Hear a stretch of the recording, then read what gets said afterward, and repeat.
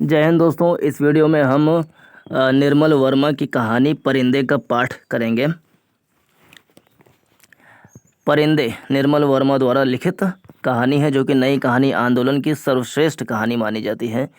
एक दुनिया समानांतर, जो कि राजेंद्र यादव द्वारा संकलित पुस्तक है, जिसमें 22 कहानियों के आसपास है। उसमें से सर्वश्रेष्ठ कहानी में से एक माना जाता है निर्मल वर्मा की ये कहानी परिंदे। और नामवर सिंह तो इस कहानी की भाषा को लेकर के टिप्पणी करते हैं कि नई कविताएं भाषा के जिस स्तर को पकड़ ना सकी, भाषा के उस स्तर को परिंदे गद्य ने पकड़ लिया। तो शुरू करते हैं इस कहानी को। अंधेरे गलियारे में चलते हुए लतिका ठिठक गई। इस कहानी के जो मुख्य पात्र हैं उनका नाम है लतिका, और इसके अलावा कुछ अन्य पात्र भी हैं जिनके नाम है। एक तो मिस्टर ह्यूबर्ट हैं, doctor Mukherjee, mister Hubert, Karimuddin, Julie, ये 4 और पात्र हैं, लेकिन जो केंद्रीय चरित्र हैं वो है लतिका। इसके अलावा 4 पात्र हैं, doctor Mukherjee, mister Hubert, Karimuddin, Julie. और इस कहानी का केंद्रीय कथ्य जो है, केंद्रीय भाव संवेदना जो है, मध्य वर्गीय जीवन में व्याप्त अकेलापन, इसको दिखाया गया है। मध्य वर्गीय जीवन में व्याप्त अकेलापन को दिखाया गया है परिंदे नामक कहानी में। और इस कहानी का जो अंत है वो उदासी और अनिर्णय के बीचों बीच नहीं होता, बल्कि एक सुखद संकेत पर होता है। डॉक्टर मुखर्जी लतिका को समझाते हैं कि ज़िंदगी को जहाँ तक संभव हो कायदे से जीना चाहिए। बीते हुए दुखों से चिपके रहना ठीक नहीं है। और इस कथ्य में एक पंक्ति आती है कि प्रेमी की मृत्यु हो जाना जीवन का अंत नहीं। मतलब इससे हम सीख सकते हैं कि प्रेमी की मृत्यु हो जाना जीवन का अंत नहीं है। और नामवर सिंह तो इस परिंदे की भाषा को लेकर के टिप्पणी करते ही हैं कि ये परिंदे को देख लगता है कि भाषा के क्षेत्र में जो काम इतने दिनों से प्रयोगशील नई कविता भी न कर सकी, उसे अंततः कहानी के गद्य ने कर दिखाया। तो डॉक्टर नामवर सिंह जैसे कुछ अन्य समीक्षक भी मानते हैं कि ये जो परिंदे कहानी है, ये नई कहानी आंदोलन का एक मतलब पहली कहानी इसको माना जाता है, कुछ लोग कहते हैं। और कुछ लोग कहते हैं नहीं, मार्कंडेय की जो कहानी है, शायद दादी उसका नाम है, वो पहली कहानी है नई कहानी आंदोलन की। तो इस हिसाब से परिंदे का बड़ा ही महत्व है कि ये सर्वश्रेष्ठ कहानी है कि नहीं। तो शुरू करें। अंधेरे गलियारे में चलते हुए लतिका ठिठक गई। दीवार का सहारा लेकर उसने लैंप की बत्ती बढ़ा दी। सीढ़ियों पर उसकी छाया एक बेडौल कटी फटी आकृति खींचने लगी। 7 नंबर कमरे में लड़कियों की बातचीत और हंसी ठहाकों का स्वर अभी तक आ रहा था। लतिका ने दरवाज़ा खटखटाया। शोर अचानक बंद हो गया। कौन है? और लतिका जो है वो उत्तराखंड के पास किसी बालिकाओं की मिशनरी छात्रावास की वार्डन है। तो वो लालटेन लेकर के जा रही, लैंप लेकर के जा रही है और लाइट नहीं है। 7 नंबर कमरे से लड़कियों की बातचीत और हंसी ठहाकों का स्वर आ रहा है। लतिका ने जैसे दरवाज़ा खटखटाया, शोर अचानक बंद हो गया। कौन है? ऐसा आवाज़ आया। लतिका चुप खड़ी रही। कमरे में कुछ देर तक खुसर फुसर होती रही। फिर दरवाजे की चिटखनी के खुलने का स्वर आया। लतिका कमरे की देहरी से कुछ आगे बढ़ी।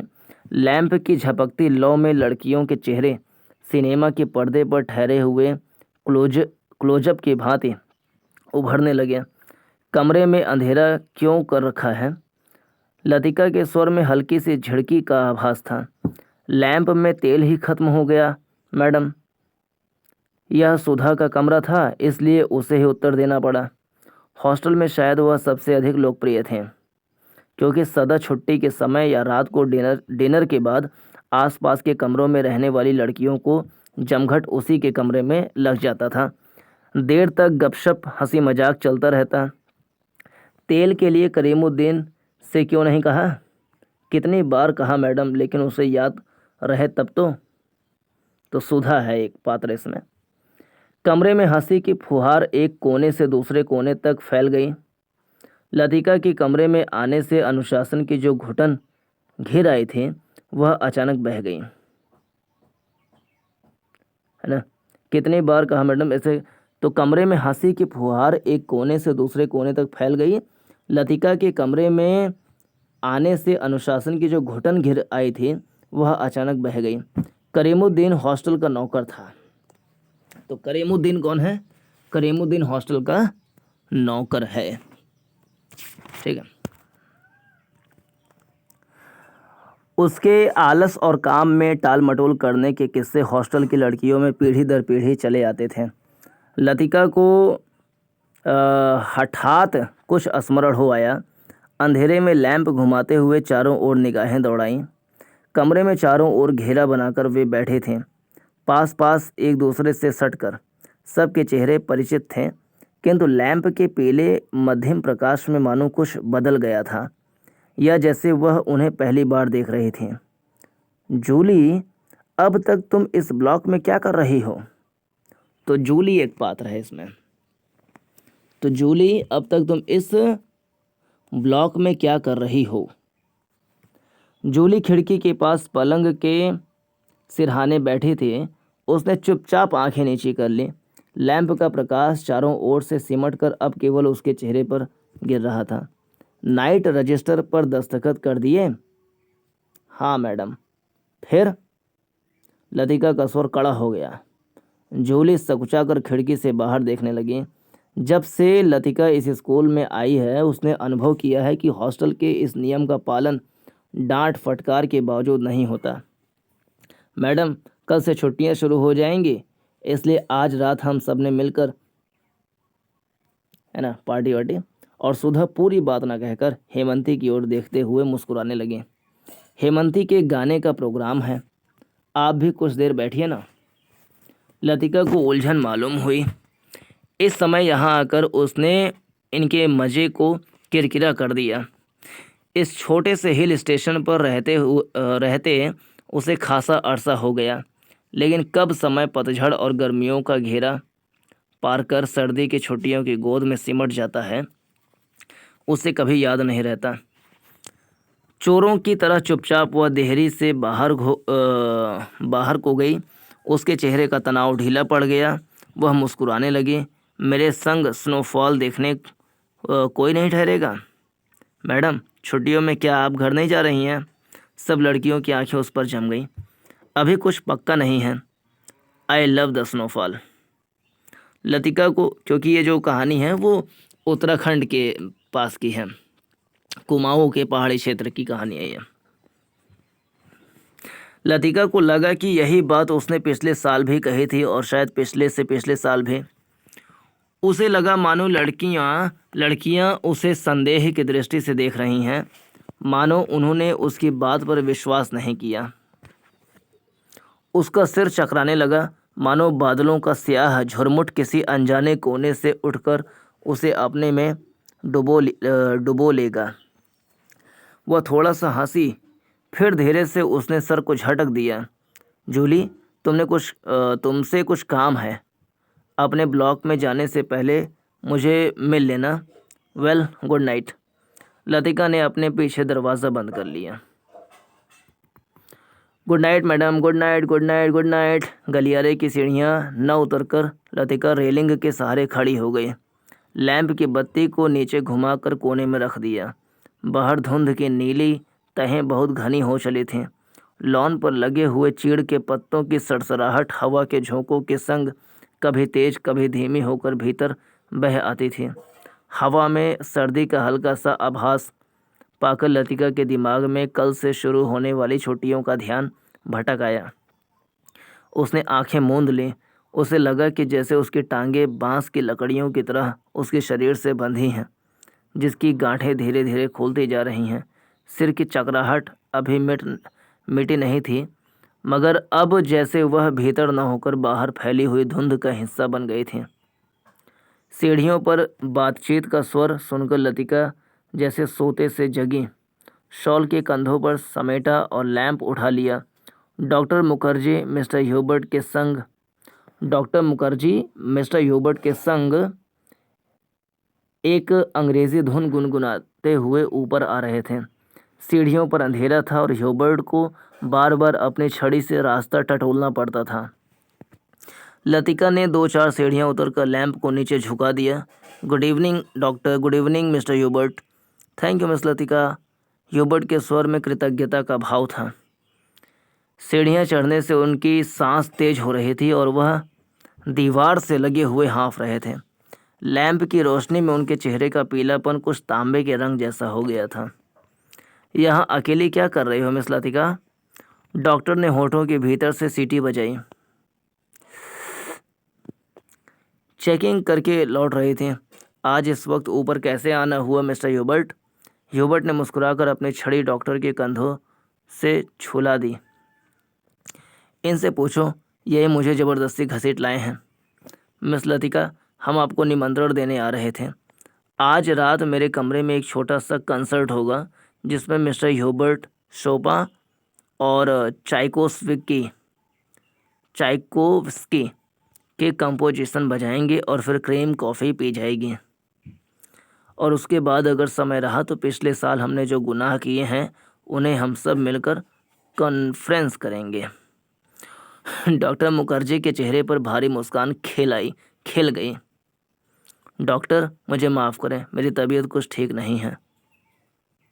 चलिए, यह ठीक रहा, फिर तो आप वैसे भी मेरे पास आती। डॉक्टर ने धीरे से लतिका के कंधों को पकड़कर अपने कमरे की तरफ मोड़ दिया। ओहो। डॉक्टर मुखर्जी का कमरा ब्लॉक के दूसरे सिरे पर छत से जुड़ा हुआ था। वह आधे बर्मी थे जिसके चिन्ह उनकी थोड़ी दबी हुई नाक और छोटी छोटी चंचल आंखों से स्पष्ट थे। बर्मा पर जापानियों का आक्रमण होने के बाद वह इस छोटे से पहाड़ी शहर में आ बसे थे। प्राइवेट प्रैक्टिस के अलावा वह कॉन्वेंट स्कूल में हाइजीन फिजियोलॉजी भी पढ़ाया करते थे और इसलिए उनको स्कूल के हॉस्टल में ही एक कमरा रहने के लिए दे दिया गया था। कुछ लोगों का कहना था कि बर्मा से आते हुए रास्ते में उनकी पत्नी की मृत्यु हो गई, लेकिन इस संबंध में निश्चित रूप से कुछ नहीं कहा जा सकता क्योंकि डॉक्टर स्वयं कभी अपनी पत्नी की चर्चा नहीं करते। बातों के दौरान डॉक्टर अक्सर कहा करते हैं, मरने से पहले मैं एक दफ़ा बर्मा ज़रूर जाऊंगा। तो डॉक्टर मुखर्जी जो हैं वो बर्मा से हैं। कहते हैं कि मरने से पहले मैं एक दफ़ा बर्मा ज़रूर जाऊंगा।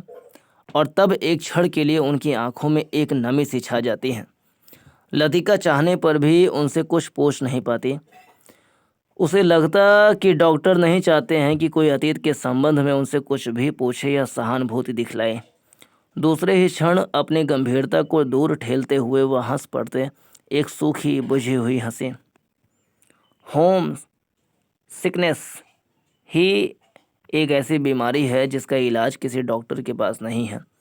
छत पर मेज कुर्सियां डाल दी गईं और भीतर कमरे में परकोलेटर में कॉफ़ी का पानी चढ़ा दिया गया। सुना है अगले 2-3 वर्षों में यहाँ पर बिजली का इंतजाम हो जाएगा, डॉक्टर ने स्प्रिट लैंप जलाते हुए कहा। यह बात तो पिछले 10 सालों से सुनने में आ रही है। अंग्रेज़ों ने भी कोई लंबी चौड़ी स्कीम बनाई थी, पता नहीं उसका क्या हुआ, ह्यूबर्ट ने कहा। वह आराम कुर्सी पर लेटा हुआ बाहर लॉन की ओर देख रहा था। लतिका कमरे से 2 मोमबत्तियां ले आई, मेज के दोनों सिरों पर टिकाकर उन्हें जला दिया। छत का अंधेरा मोमबत्ती की फीकी रोशनी के इर्द गिर्द सिमटने लगा। एक घनी नीरवता चारों ओर घेरने लगी। हवा में चीड़ के वृक्षों की साएं दूर दूर तक फैली पहाड़ियों और घाटियों में सीटियों की गूंज सी छोड़ते जा रहे थे। इस बार शायद बर्फ जल्दी गिरेगी। अभी से हवा में एक सर्द खुश्की सी महसूस होने लगी है। डॉक्टर का सिगार अंधेरे में लाल बिंदी सा चमक रहा था। पता नहीं मिस वुड को स्पेशल सर्विस का गोरख धंधा क्यों पसंद आता है। छुट्टियों में घर जाने से पहले क्या यह ज़रूरी है कि लड़कियां फादर एलमंड का सरमन सुने, ह्यूबर्ट ने कहा। डॉक्टर को फादर एलमंड एक आंख नहीं सुहाते थे। लतिका कुर्सी पर आगे झुककर प्यालों में कॉफ़ी उड़ेलने लगी। हर साल स्कूल बंद होने के दिन यही दो प्रोग्राम होते हैं, चैपल में स्पेशल सर्विस और उसके बाद दिन में पिकनिक। लतिका को पहला साल याद आया जब डॉक्टर के संग पिकनिक के बाद वह क्लब गई थी। डॉक्टर बार में बैठे थे। बार रूम कुमाऊं रेजिडेंट के अफसरों से भरा हुआ था। कुछ देर तक बिलियर्ड का खेल देखने के बाद जब वह वापस बार की ओर आ रहे थे तब उसने दाईं ओर क्लब की लाइब्रेरी में देखा, मगर उसी समय डॉक्टर मुखर्जी पीछे से आ गए थे। मिस लतिका, यह मेजर गिरीश नेगी है। बिलियर्ड रूम से आते हुए हंसी ठहाकों के बीच वह नाम दब सा गया था। वह किसी किताब के बीच में उंगली रखकर लाइब्रेरी की खिड़की से बाहर देख रहा था। हेलो डॉक्टर, वह पीछे मुड़ा। तब उस क्षण न जाने क्यों लतिका का हाथ कांप गया और कॉफ़ी की कुछ गर्म बूंदें उसकी साड़ी पर छलक आईं। अंधेरे में किसी ने नहीं देखा कि लतिका के चेहरे पर एक उनिंदा रीतापन घिर आया है। हवा के झोंके से मोमबत्तियों की लौ फड़कने लगी। छत से भी ऊंची काठ गोदाम जाने वाली सड़क पर यूपी रोडवेज की आखिरी बस डाक लेकर जा रही थी। बस की हेडलाइट्स में आसपास फैली हुई झाड़ियों की छायाएं घर की दीवार पर सरकती हुई गायब होने लगीं। मिस लतिका, आप इस साल भी छुट्टियों में यहीं रहेंगी? डॉक्टर ने पूछा। डॉक्टर वही हैं जो बर्मा के हैं।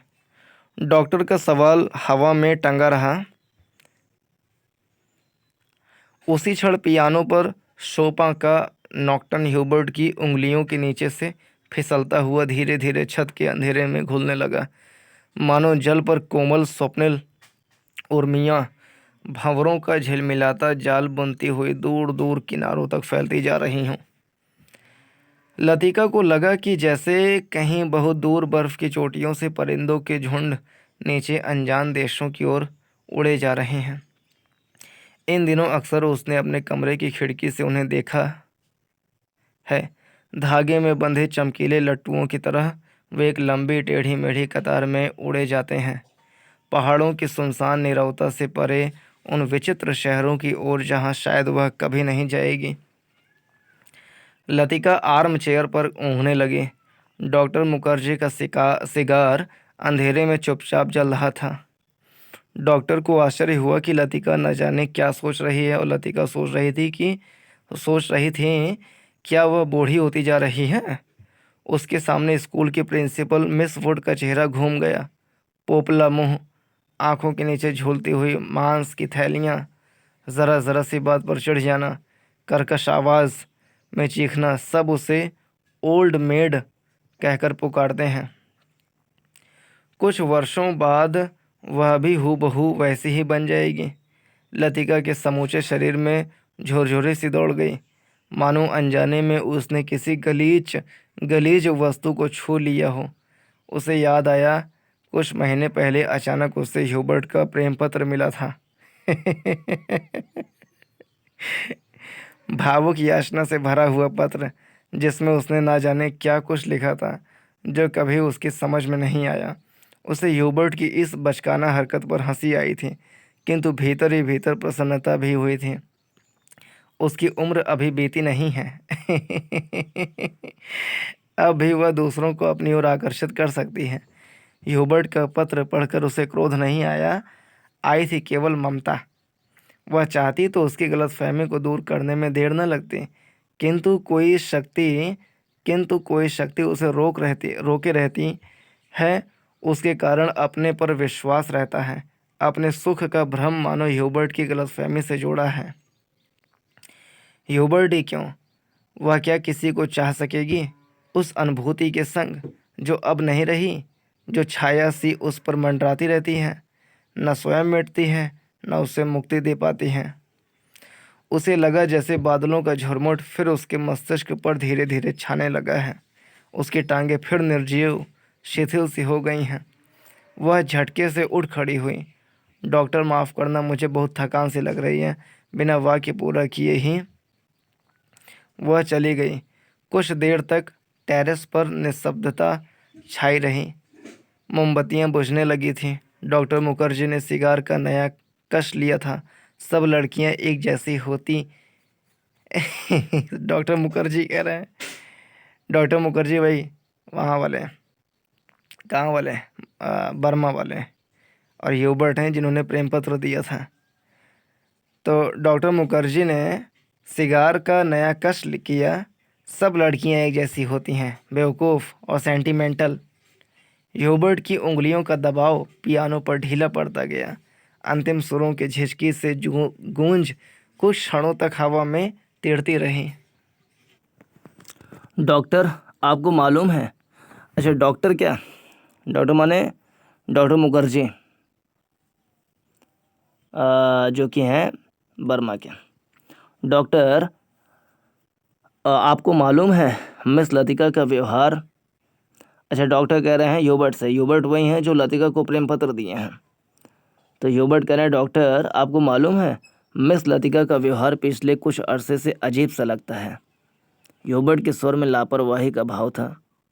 वह नहीं चाहता था कि डॉक्टर को लतिका के प्रति उसकी भावनाओं का आभास मात्र भी मिल सके। कि डॉक्टर के मन में क्या चल रहा है वो नहीं बताना चाहता था, और कुछ ऐसी बातें नहीं करना चाहता था कि मिस्टर जो डॉक्टर हैं, डॉक्टर मुखर्जी, उनको आभास हो किसी बात का। जिस कोमल अनुभूति को वह इतने समय से संजोता आया है, डॉक्टर उसे हंसी के एक ठहाके में उपहासास्पद बना देगा। तो इसको बताया ही क्यों? क्या तुम नियति में विश्वास करते हो ह्यूबर्ट?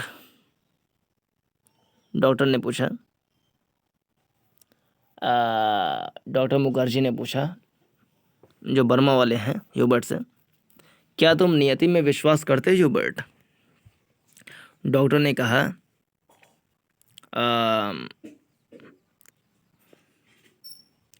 तो डॉक्टर ने कहा, ह्यूबर्ट दम रोके प्रतीक्षा करता रहा।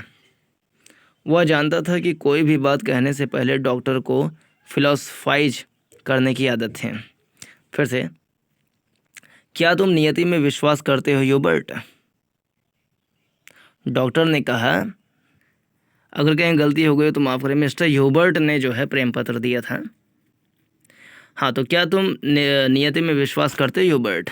ह्यूबर्ट वही है, प्रेम पत्र वाला। तो डॉक्टर ने कहा, डॉक्टर कौन है? बर्मा वाला। डॉक्टर ने कहा, ह्यूबर्ट दम रोके प्रतीक्षा करता रहा। वह जानता था कि कोई भी बात कहने से पहले डॉक्टर को फिलोसफाइज करने की आदत थी। डॉक्टर टेरेस के जंगले से सटकर खड़ा हो गया। फीकी सी चांदनी में चीड़ के पेड़ों की छायाएं लॉन पर गिर रही थीं।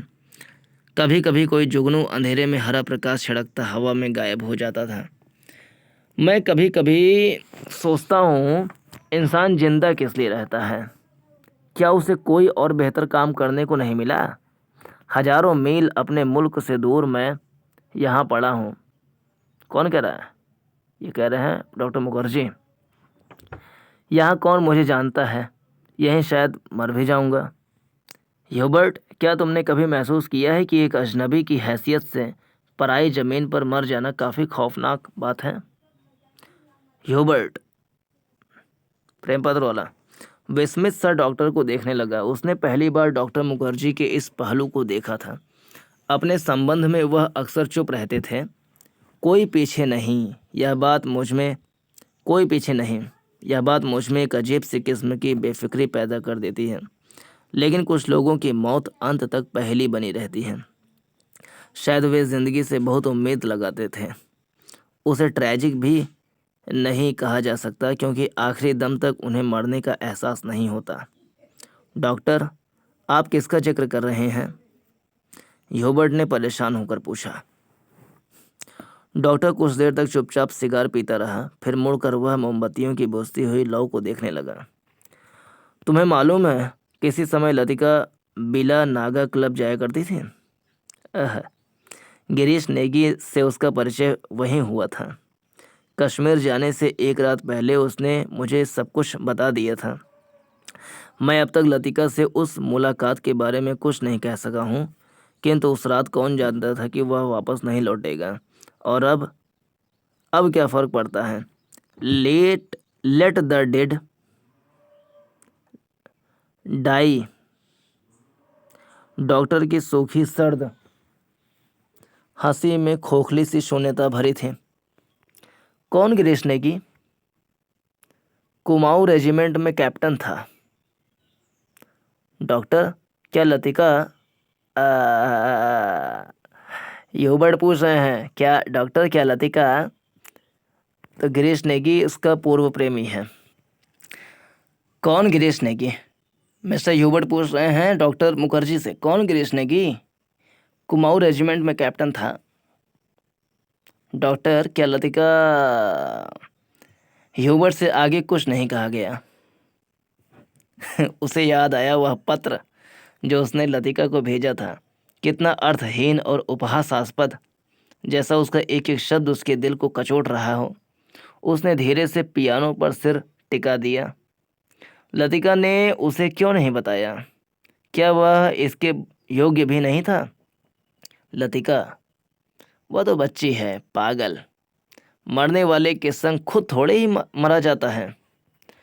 कुछ देर चुप रहकर डॉक्टर ने अपने प्रश्न को फिर दोहराया।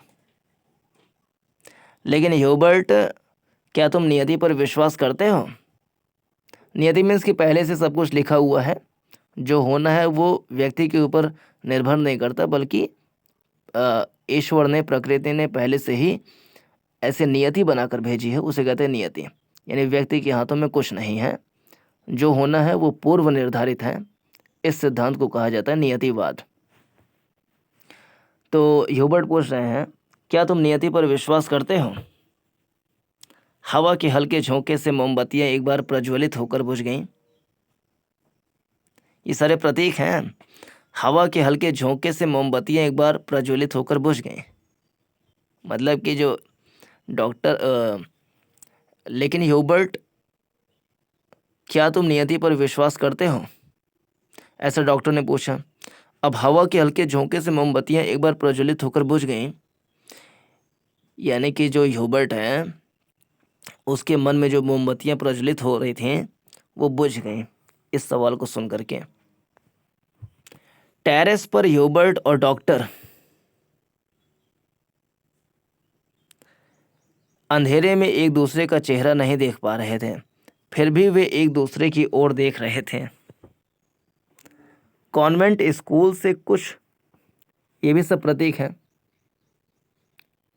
कि अंधेरे में टेरेस पर ह्यूबर्ट और डॉक्टर अंधेरे में एक दूसरे का चेहरा नहीं देख पा रहे थे, यानी कि ह्यूबर्ट को और डॉक्टर को एक दूसरे के बारे में नहीं पता है, फिर भी वे एक दूसरे की ओर देख रहे थे। कॉन्वेंट स्कूल से कुछ दूर मैदानों में बहते पहाड़ी नाले का स्वर आ रहा था। अब बहुत देर बाद कुमाऊं रेजिमेंट सेंटर का बिगुल सुनाई दिया तो ह्यूबर्ट हड़बड़ा कर खड़ा हो गया। अच्छा, चलता हूँ doctor, good night. Good night Hubert, मुझे माफ़ करना, मैं सिगार ख़त्म करके उठूँगा। सुबह बदली छाई थी।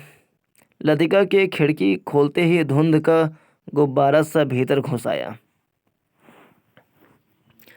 जैसे रात भर दीवार के सहारे सर्दी में ठिठुरता हुआ वह भीतर आने की प्रतीक्षा कर रहा हूँ। स्कूल से ऊपर चैपल जाने वाली सड़क बादलों में छिप गई थी। केवल चैपल का क्रॉस धुंध के पर्दे पर एक दूसरे को काटती हुई पेंसिल की रेखाओं सा दिखाई दे जाता था। लतिका ने खिड़की से आंखें हटाई तो देखा कि करीमुद्दीन चाय के ट्रे लिए खड़ा है। करीमुद्दीन मिलिट्री में अर्दली रह चुका था, इसलिए ट्रे मेज पर रखकर अटेंशन की मुद्रा में खड़ा हो गया। लतिका झटके से उठ बैठी। सुबह से आलस करके कितनी बार जाग कर वह सो चुकी है। अपनी खिसियाहट मिटाने के लिए लतिका ने कहा, बड़ी सर्दी है आज, बिस्तर छोड़ने को जी नहीं चाहता।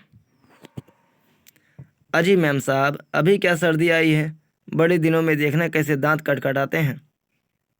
और करीमुद्दीन अपने हाथों को बगलों में डाले हुए इस तरह सिकुड़ गया जैसे उन दिनों की कल्पना मात्र से उसे जाड़ा लगना शुरू हो गया हो। गंजे सिर पर दोनों तरफ के उसके बाल खिजाब लगाने से कथई रंग के भूरे हो गए थे।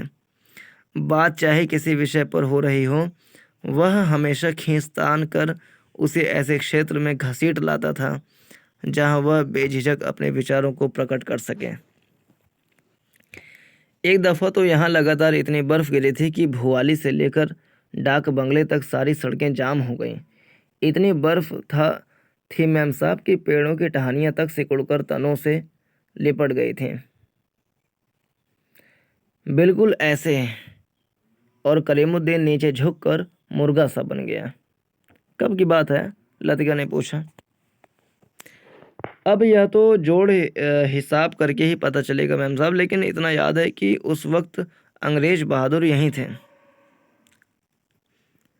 कंटोनमेंट की इमारत पर कौमी झंडा नहीं लगा था। बड़े जबर थे ये अंग्रेज। 2 घंटों में ही सारी सड़कें साफ करवा दी।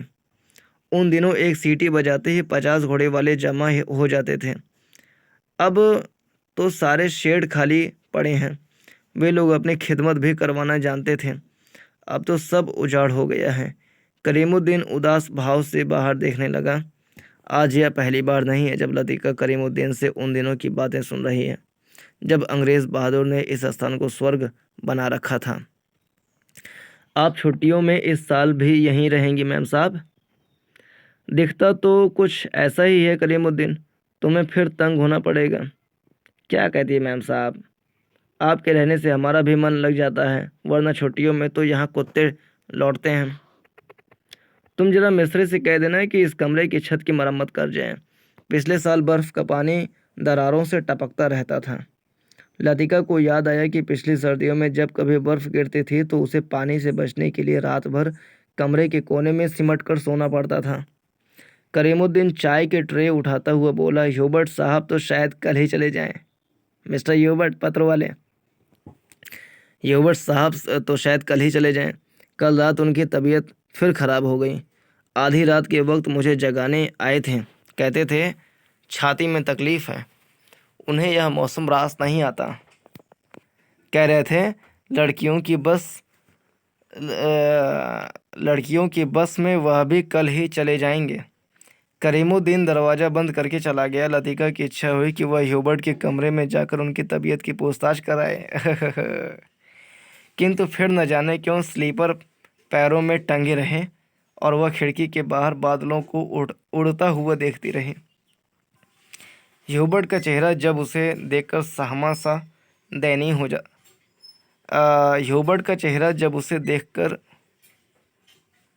सहमा सा दयनीय हो जाता है, तब लगता है कि वह अपनी मूक निरीह याचना में उसे कोस रहा है। न वह उसकी गलतफहमी को दूर करने का प्रयत्न कर पाती है, न उसे अपनी विवशता की सफाई देने का साहस होता है। उसे लगता है कि इस जाले से बाहर निकलने के लिए वह धागे के जिस सिरे को पकड़ती है वह खुद एक गांठ बनकर रह जाता है। बाहर बूंदाबांदी होने लगी थी। कमरे के टिन की छत खट खट बोलने लगी।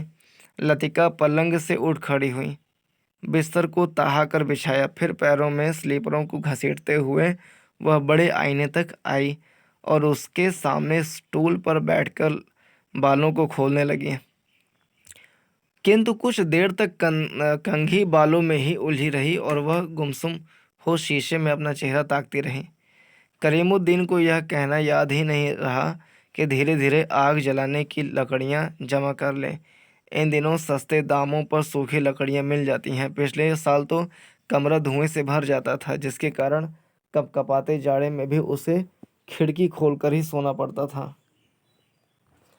आईने में लतिका ने अपना चेहरा देखा। वह मुस्कुरा रही थी। पिछले साल अपने कमरे की सीलन और ठंड से बचने के लिए कभी कभी वह मिस वुड के खाली कमरे में चोरी चुपके सोने चली जाया करती थी। मिस वुड का कमरा बिना आग के भी गर्म रहता था। उनके गदीले सोफे पर लेटते ही आंख लग जाती थी। कमरा छुट्टियों में खाली पड़ा रहता है, किंतु मिस वुड से इतना नहीं होता कि 2 महीने के लिए उसके हवाले कर जाएं। हर साल कमरे में ताला ठोंक जाती हैं। वह तो पिछले साल गुसलखाने में भी भीतर की सांकल देना भूल गई थी। जिसे लतिका चोर दरवाजे के रूप में इस्तेमाल करती रही थी। पहले साल अकेले में उसे बड़ा डर सा लगता था। छुट्टियों में सारे स्कूल और होटल के कमरे साए साए करने लगते हैं। डर के मारे उसे जब कभी नींद नहीं आती थी तब वह करीमुद्दीन को रात में देर रात तक बातों में उलझाए रखती। बातों में जब खोई सी वह सो जाती तब करीमुद्दीन चुपचाप लैंप बुझाकर चला जाता। कभी कभी बीमारी का बहाना करके वह डॉक्टर को बुलवा भेजती थी। डॉक्टर मुखर्जी, वहाँ वाले, कहाँ वाले, बर्मा वाले। बाद में बहुत जिद करके दूसरे कमरे में उनका बिस्तर लगवा देती।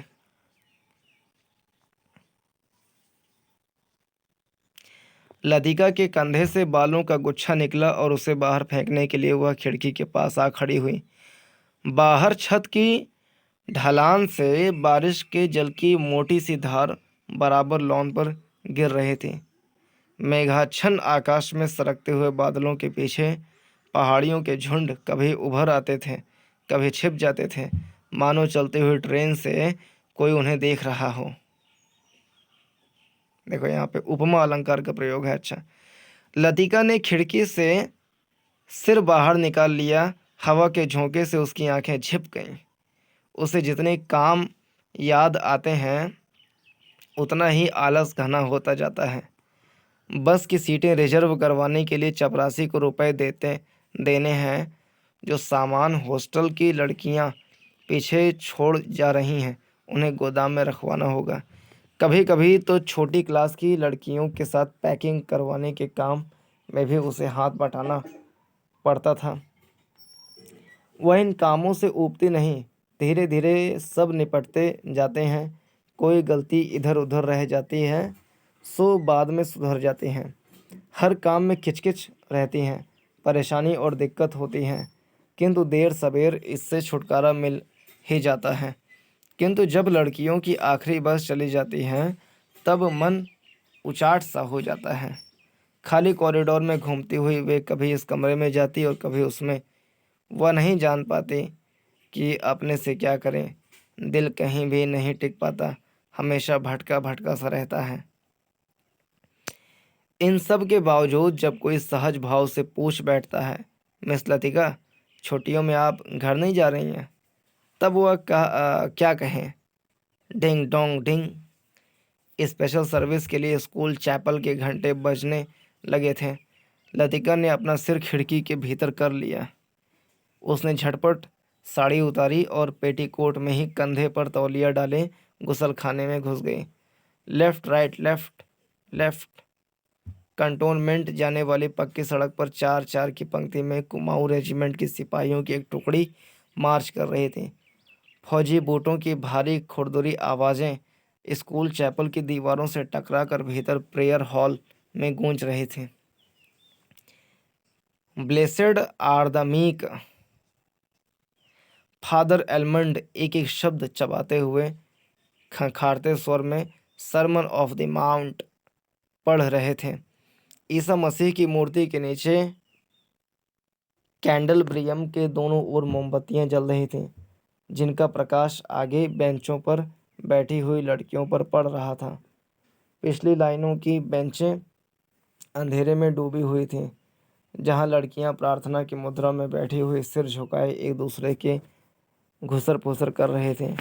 मिस वुड स्कूल सीजन के सफलतापूर्वक समाप्त हो जाने पर विद्यार्थियों और स्टाफ सदस्यों को बधाई का भाषण दे चुकी थीं और अब फादर के पीछे बैठी हुई अपने में ही कुछ बुड़बुड़ा रही थीं, मानो धीरे धीरे फादर को प्रॉम्प्ट कर रही हूँ। आमीन। फादर एलमंड ने बाइबल मेज पर रख दी और प्रेयर बुक उठा ली। हॉल की खामोशी क्षण भर के लिए टूट गई। लड़कियों ने खड़े होते हुए जानबूझकर बेंचों को पीछे धकेला। बेंच फर्श पर रगड़ खाकर सीटी बजाती हुई पीछे खिसक गईं। हॉल के कोने से हंसी फूट पड़ी। मिस वुड का चेहरा तन गया, माथे पर भ्रेकुटियां चढ़ गईं।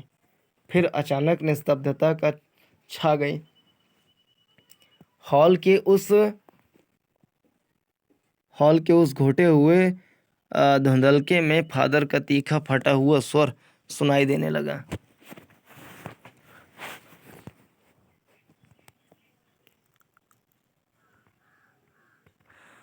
Jesus said, I am the light of the world. He that followeth me shall not walk in darkness, but shall have the light of life. Doctor Mukherjee, कहाँ, बर्मा वाले, ने ऊब और उकताहट से भरी जमुआई ली। कब यह किस्सा खत्म होगा? उसने इतने ऊंचे स्वर में लतिका से पूछा कि वह सकुचाकर दूसरी ओर देखने लगे। स्पेशल सर्विस के समय डॉक्टर मुखर्जी के होठों पर व्यंग्यात्मक मुस्कान खेलती रहती और वह धीरे धीरे अपने मूँछों को खींचता रहता। फादर एलमंड की वेशभूषा देखकर लतिका के दिल में गुदगुदी सी दौड़ गई। जब वह छोटी थी तो अक्सर यह बात सोचकर विस्मित हुआ करती थी कि क्या पादरी लोग सफ़ेद चोगे के नीचे कुछ नहीं पहनते? अगर धोखे से वह ऊपर उठ जाए तो? लेफ्ट लेफ्ट लेफ्ट मार्च करते हुए फौजी बोट चैपल से दूर होते जा रहे थे। केवल उनकी गूंज हवा में शेष रह गई थी। Him number 117। फादर ने प्रार्थना पुस्तक खोलते हुए हॉल में प्रत्येक लड़की ने डेस्क पर रखी हुई हिम बुक खोल ली। पन्नों के उलटने की खड़खड़ाहट फिसलती हुई एक सिरे से दूसरे सिरे तक फैल गई।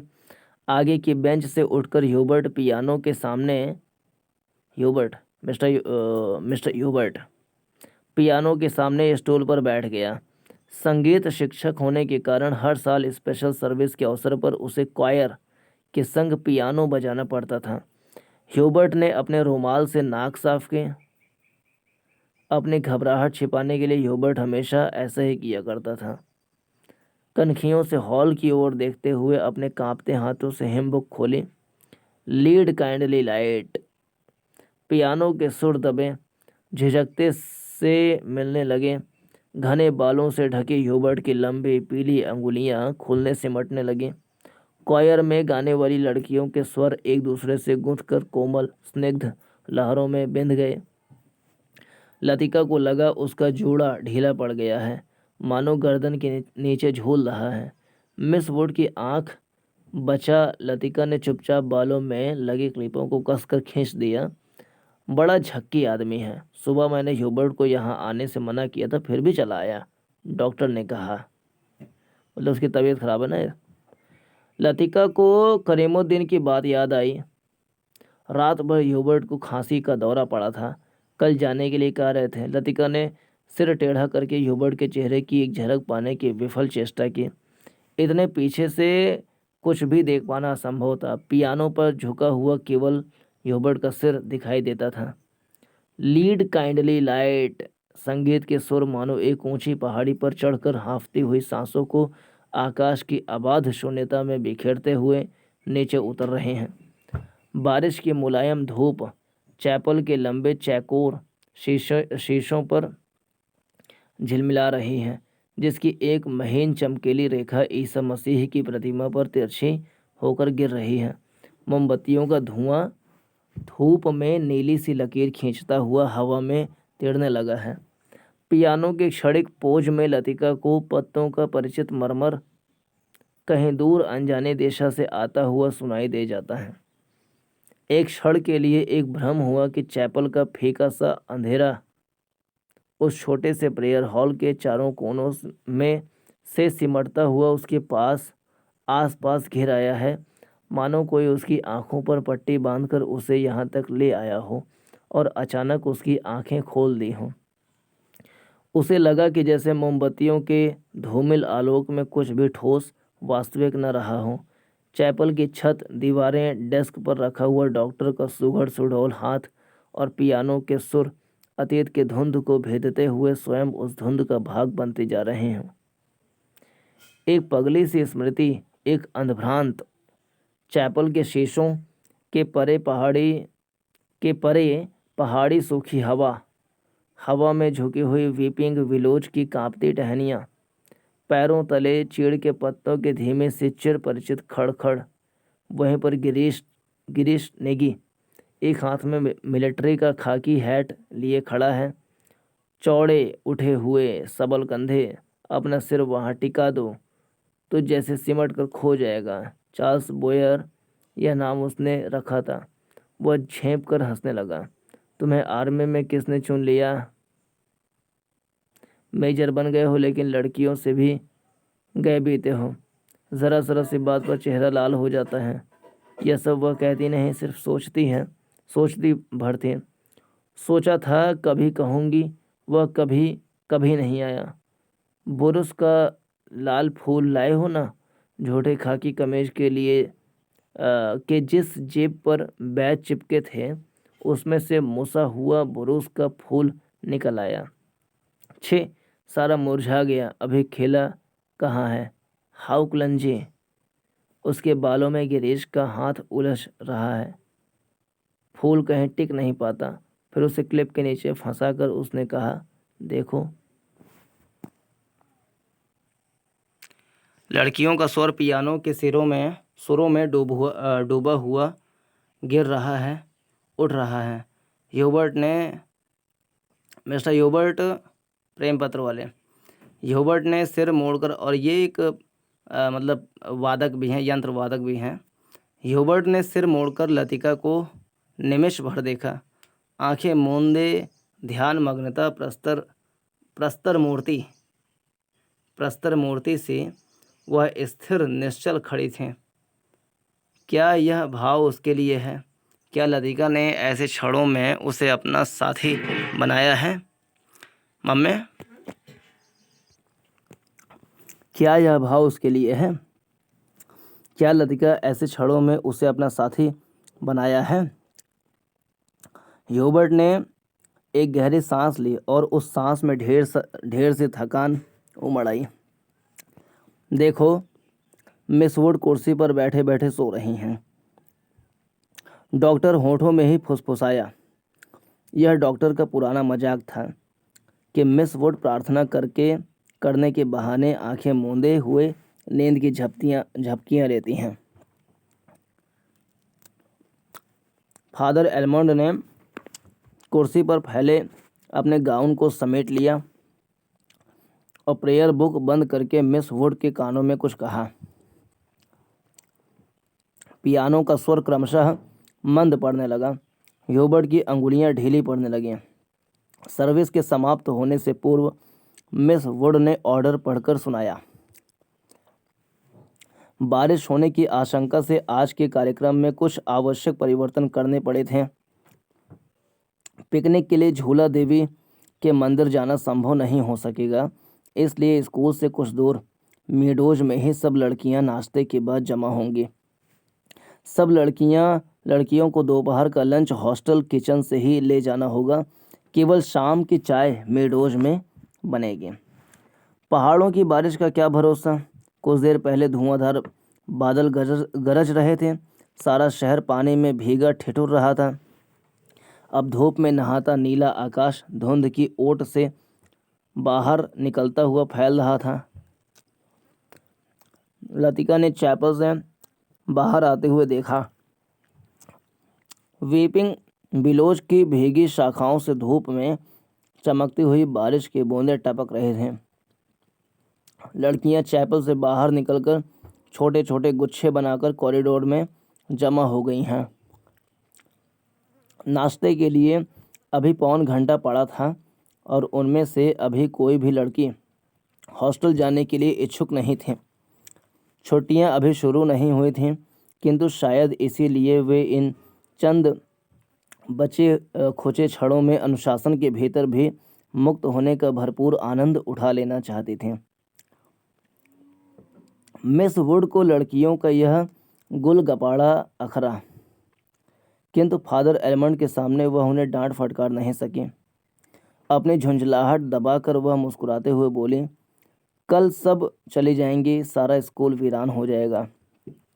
फादर एलमंड का लंबा ओजपूर्ण चेहरा चैपल की घुटी हुई गरमाई से लाल हो उठा था। कॉरिडोर के जंगले पर अपनी छड़ी लटकाकर वह बोले, छुट्टियों में पीछे हॉस्टल में कौन रहेगा?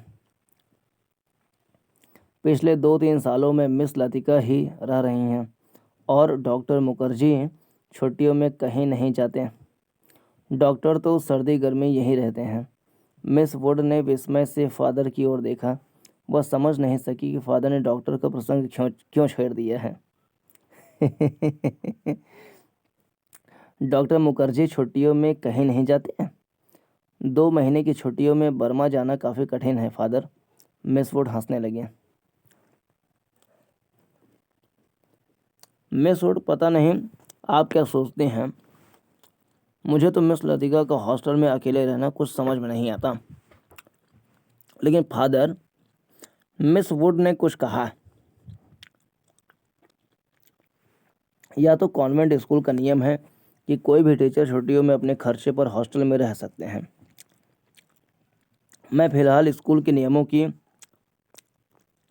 बात नहीं कर रहा। मिस लतिका डॉक्टर के संग यहाँ अकेली ही रह जाएंगी।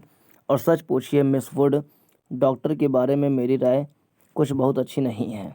ओहो फादर, आप कैसी बात कर रहे हैं? मिस लतिका बच्चा थोड़ी ही हैं। मिस वुड को ऐसी आशा नहीं थी कि फादर एलमंड अपने दिल में ऐसी दकी अनूसी भावना को स्थान देंगे। फादर एलमंड कुछ हतप्रभ से हो गए। बात पलटते हुए बोले, मिस वुड, मेरा मतलब यह नहीं था। आप तो जानती हैं मिस लतिका और उस मिलिट्री अफसर को लेकर एक अच्छा खासा स्कैंडल बन गया था। स्कूल की बदनामी होने में क्या देर लगती है। वह बेचारा तो अब नहीं रहा। मैं उसे जानती थी फादर। ईश्वर उसकी आत्मा को शांति दे। मिस वुड ने धीरे से अपनी दोनों बाहों से क्रॉस किया। फादर एलमॉन्ड को मिस वुड की मूर्खता पर इतना अधिक क्षोभ हुआ कि उनसे आगे और कुछ नहीं बोला गया। डॉक्टर मुखर्जी से उनकी कभी नहीं पड़ती थी, इसलिए मिस वुड की आंखों में वह डॉक्टर को नीचा दिखाना चाहते थे। ओहो किंतु मिस वुड लतिका का रोना ले बैठे। आगे बात बढ़ाना व्यर्थ था। उन्होंने छड़ी को जंगले से उठाया और ऊपर साफ खुले आकाश को देखते हुए बोले, प्रोग्राम आपने यूं ही बदला मिस वुड। अब क्या बारिश होगी? ह्यूबर्ट जब चैपल से बाहर निकला तो उसकी आंखें चकाचौंध सी हो गई थीं। उसे लगा जैसे किसी ने अचानक ढेर सी चमकीली उबलती हुई रोशनी मुट्ठी में भरकर उसकी आंखों में झोंक दी हो। पियानो के संगीत के सुर रुई के छुई मुई रेशों की भांति अब तक उसके मस्तिष्क की थकी मांदी नसों पर फड़फड़ा रहे थे। वह काफ़ी थक गया था। पियानो बजाने से उसके फेफड़ों पर हमेशा भारी दबाव पड़ता, दिल की धड़कन तेज हो जाती। उसे लगता था कि संगीत के एक नोट को दूसरे नोट में उतारने के प्रयत्न में वह एक अंधेरी खाई पार कर रहा है। आज चैपल में मैंने जो महसूस किया वह कितना रहस्यमय, कितना विचित्र था, ह्यूबर्ट ने सोचा। मुझे लगा पियानो का हर नोट चिरंतन खामोशी की अंधेरी खोह से निकलकर बाहर फैली नीली धुंध को काटता तराशता हुआ एक भूला सा अर्थ खींच लाता है। गिरता हुआ हर पोज एक छोटी सी मौत है, मानो घने छायादार वृक्षों की कांपती छायाओं में कोई पगडंडी गुम हो गई हो। एक छोटी सी मौत जो अनजाने सुरों को अपनी बची खुची गूंजों की सांसें समर्पित कर जाती है, जो मर जाती है किंतु मिट नहीं पाती।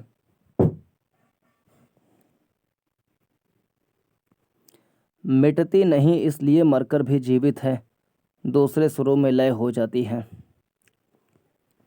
डॉक्टर, क्या मृत्यु ऐसे ही आती है? अगर मैं डॉक्टर से पूछूं तो वह हंसकर टाल देगा। मुझे लगता है कि वह पिछले कुछ दिनों से कोई बात छिपा रहा है। उसकी हंसी में जो सहानुभूति का भाव होता है वह मुझे अच्छा नहीं लगता। आज उसने मुझे स्पेशल सर्विस में आने से रोका था। कारण पूछने पर वह चुप रहा था। कौन सी ऐसी बात है जिसे मुझसे कहने में डॉक्टर कतराता है? शायद मैं शक्की मिजाज होता जा रहा हूँ और बात कुछ भी नहीं है। ह्यूबर्ट ने देखा, मिस्टर ह्यूबर्ट पत्रवाला, लड़कियों की कतार स्कूल से हॉस्टल जाने वाली सड़क पर नीचे उतरती जा रही है।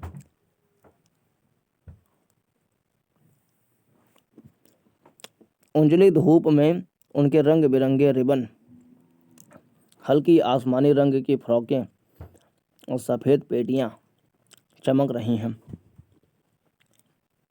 सीनियर कैम्ब्रिज की कुछ लड़कियों ने चैपल की वाटिका के गुलाब के फूलों को तोड़कर अपने बालों में लगा लिया है। कंटोनमेंट के 3-4 सिपाही लड़कियों को देखते हुए अश्लील मजाक करते हुए हंस रहे हैं और कभी कभी किसी लड़की की ओर ज़रा झुककर सीटी बजाने लगते हैं। Hello mister Hubert. ह्यूबर्ट ने चौंक कर पीछे देखा। लतिका एक मोटा सा रजिस्टर बगल में दबाए खड़ी थी। Hello mister Hubert. Mister Hubert, पत्र वाले। तो ह्यूबर्ट ने चौंक कर पीछे देखा। लतिका एक मोटा सा रजिस्टर बगल में दबाए खड़ी थी। आप अभी यहीं हैं? ह्यूबर्ट की दृष्टि लतिका पर टिकी रही। वह क्रीम रंग की पूरी बाहों की ऊनी जैकेट पहने हुई थी। कुमाऊनी लड़कियों की तरह लतिका का चेहरा गोल था। धूप की तपन से पका गेहूं रंग कहीं कहीं हल्का सा गुलाबी हो आया था, मानो बहुत धोने पर भी गुलाल के कुछ धब्बे इधर उधर बिखर गए हों। उन लड़कियों के नाम नोट करने थे जो कल जा रही हैं, सो पीछे रुकना पड़ा। आप भी तो कल जा रहे हैं मिस्टर ह्यूबर्ट? अभी तक तो यही इरादा है। यहाँ रुककर भी क्या करूँगा? आप स्कूल की ओर जा रही हैं? चलिए। पक्की सड़क पर लड़कियों की भीड़ जमा थी, इसलिए वे दोनों पोलो ग्राउंड का चक्कर काटती हुई पगडंडी से नीचे उतरने लगे। हवा तेज हो चली। चीड़ के पत्ते हर झोंके के संग टूट टूट कर पगडंडी पर ढेर लगाते जाते थे। ह्यूबर्ट रास्ता बनाने के लिए अपनी छड़ी से उन्हें बुहार कर दोनों ओर बिखेर देता था। लतिका पीछे खड़ी हुई देखती रहती थी। अल्मोड़ा की ओर से आते हुए छोटे छोटे बादल रेशमी रुमालों से उड़ते हुए सूरज के मुंह पर लिपटे से जाते थे, फिर हवा में बह निकलते थे। इस खेल में धूप कभी मंद फीकी सी पड़ जाती थी, कभी अपना उजला आंचल खोलकर समूचे शहर को अपने में समेट लेती थी। लतिका तनिक आगे निकल गई। ह्यूबर्ट की सांस चढ़ गई थी और वह धीरे धीरे हाँफता हुआ पीछे से आ रहा था। जब वे पोलो ग्राउंड के पवेलियन को छोड़कर सिमेट्री की दाईं ओर मुड़े तो लतिका ह्यूबर्ट की प्रतीक्षा करने के लिए खड़ी हो गई।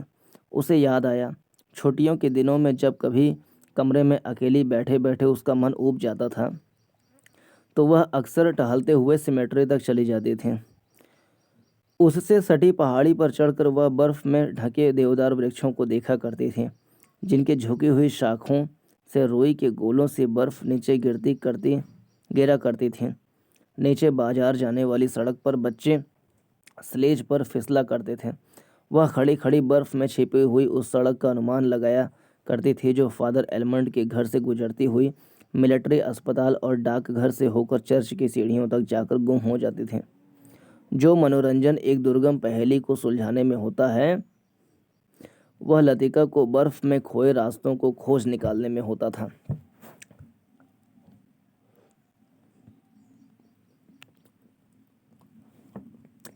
आप बहुत तेज चलती हैं मिस लतिका। थकान से ह्यूबर्ट का चेहरा कुम्हला गया था। माथे पर पसीने की बूंदें छलक आई थीं। कल रात आपकी तबीयत क्या कुछ खराब हो गई थी? आपने कैसे जाना? क्या मैं अस्वस्थ दिख रहा हूँ? ह्यूबर्ट के स्वर में हल्की सी खींच का आभास था।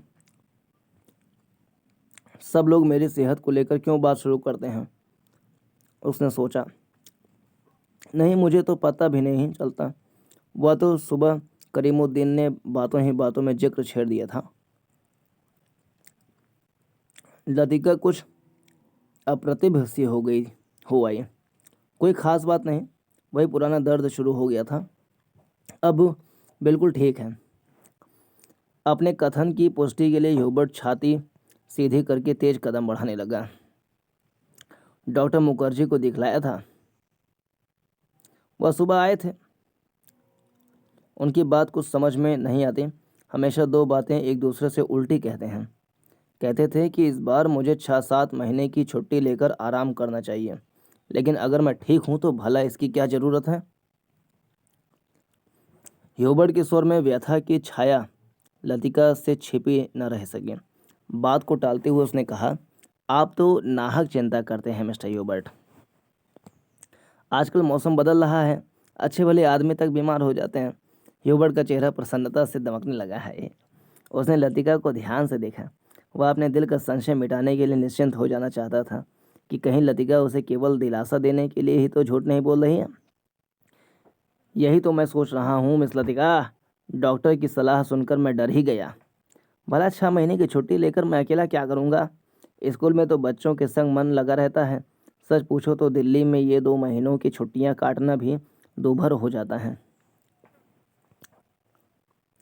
मिस्टर योबर्ट, कल आप दिल्ली जा रहे हैं? लतिका चलते चलते ठहाट ठिठक गई। सामने पोलो ग्राउंड फैला था, जिसके दूसरी ओर मिलिट्री की ट्रकें कंटोनमेंट की ओर जा रही थीं। योबर्ट को लगा जैसे लतिका की आंखें अंधमुंदी सी खुली रह गई हैं, मानो पलकों पर एक पुराना भूला सा सपना सरक आया है। मिस्टर ह्यूबर्ट, आप दिल्ली जा रहे हैं? इस बार लतिका ने प्रश्न नहीं दोहराया। उसके स्वर में केवल एक असीम दूरी का अभाव घिराया। बहुत अरसा पहले मैं भी दिल्ली गई थी मिस्टर ह्यूबर्ट। तब मैं बहुत छोटी थी। न जाने कितने बरस बीत गए। हमारी मौसी का ब्याह वहीं हुआ था।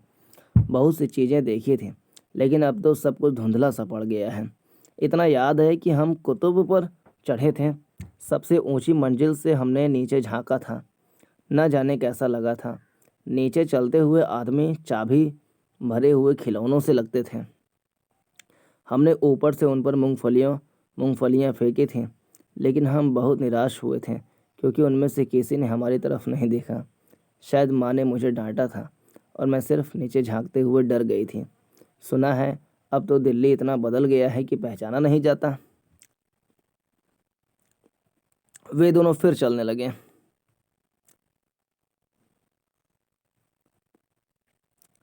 हवा का वेग ढीला पड़ने लगा। उड़ते हुए बादल अब सुस्ताने से लगे थे। उनकी छायाएं नंदा देवी और पंचचूली की पहाड़ियों पर गिर रही थीं। स्कूल के पास पहुंचते पहुंचते चीड़ के पेड़ पीछे छूट गए। कहीं कहीं खुबानी के पेड़ों के आसपास बुरुस के लाल फूल धूप में चमक जाते थे। स्कूल तक जाने में उन्होंने पोलो ग्राउंड का लंबा चक्कर लगा लिया था। मिस लतिका, आप कहीं छुट्टियों में जाती क्यों नहीं? सर्दियों में तो यहाँ सब कुछ वीरान हो जाता होगा।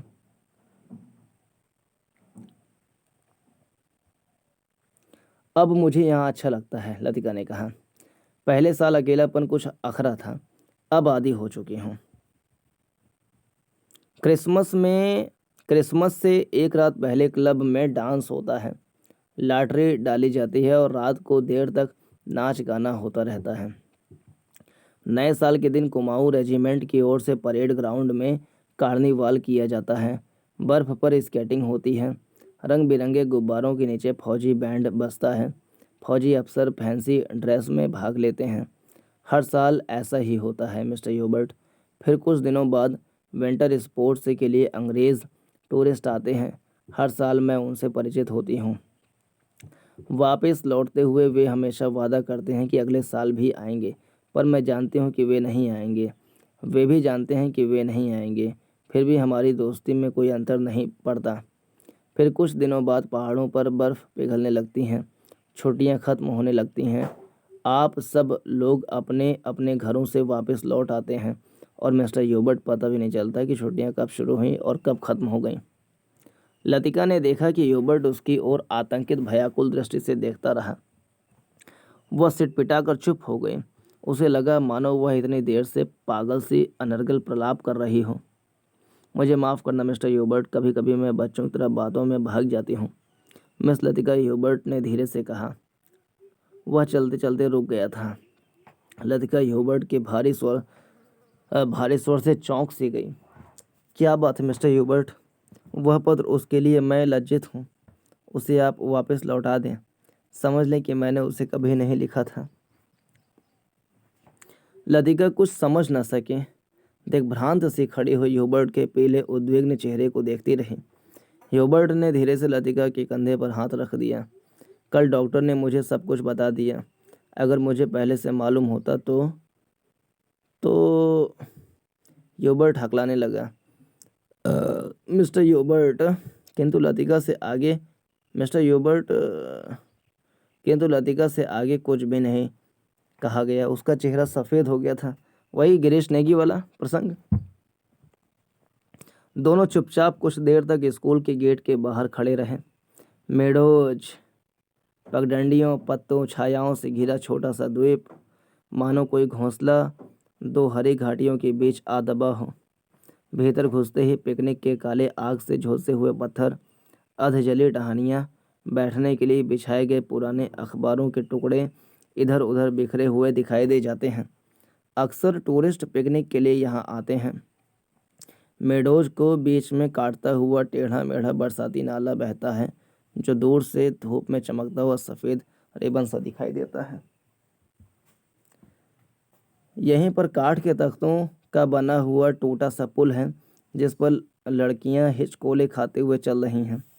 डॉक्टर मुखर्जी, आप तो सारा जंगल जला देंगे।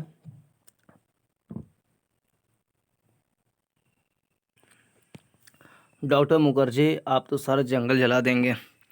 मिस वुड ने अपनी ऊंची एड़ी के सैंडल से जलती हुई दिया सलाई को दबा डाला, जो डॉक्टर ने सिगार सुलगाकर चीड़ के पत्तों के ढेर पर फेंक दी थी। वे नीले से कुछ दूर हटकर चीड़ के दो पेड़ों से गुथी हुई छाया के नीचे बैठे थे।